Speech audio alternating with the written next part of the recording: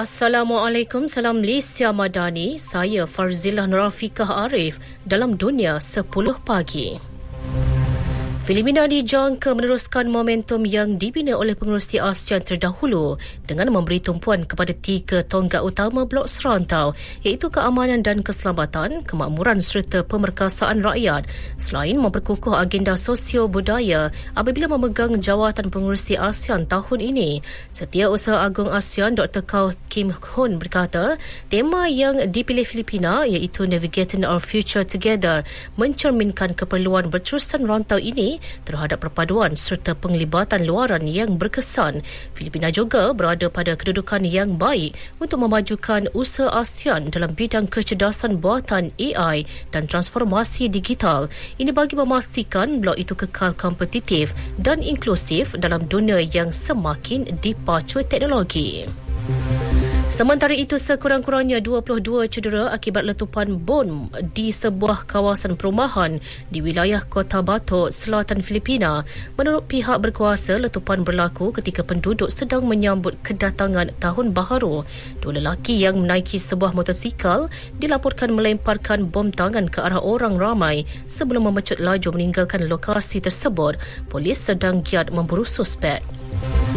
Setiausaha Agung Pertubuhan Bangsa Bersatu PBB Antonio Guterres mengecam tindakan Parlimen Israel meluluskan pindaan undang-undang untuk menghentikan operasi UNRWA.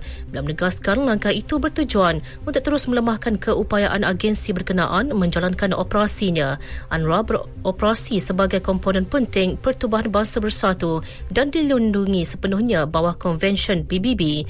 Terdahulu, Parlimen Israel telah meluluskan rang undang-undang memutuskan bekalan elektrik dan air ke pejabat UNRWA. Dengan langkah itu berkuat kuasa serta merta. Dalam pada itu, kira-kira 520,000 orang berhimpun di Jambatan Galata, Istanbul semalam bagi menyertai perarakan besar-besaran menyokong Palestin. Perarakan yang dianjurkan bawah payung Humanity Alliance dan National Will Platform itu disertai lebih 400 pertubuhan masyarakat sivil. Peserta perhimpunan menggesa agar pembunuhan beramai-ramai di Gaza dihentikan. Perhimpunan aman tersebut turut disertai menteri-menteri, pegawai kanan kerajaan serta tokoh yang tersenarai dalam protokol rasmi negara. Zohran Mamdani mengangkat sumpah sebagai Datuk Bandar New York sekaligus menjadi Muslim dan keturunan Asia Selatan pertama yang memimpin bandar terbesar di Amerika Syarikat itu. Upacara angkat sumpah berlangsung di stesen kereta api bawah tanah Old City Hall yang tidak lagi beroperasi yang disempurnakan oleh Peguam Negara New York Letitia James. Mamdani 34 tahun dilahirkan di Uganda memenangi pemilihan Datuk Bandar pada 4 November lalu dengan menewaskan bekas Gubernur Andrew Cuomo.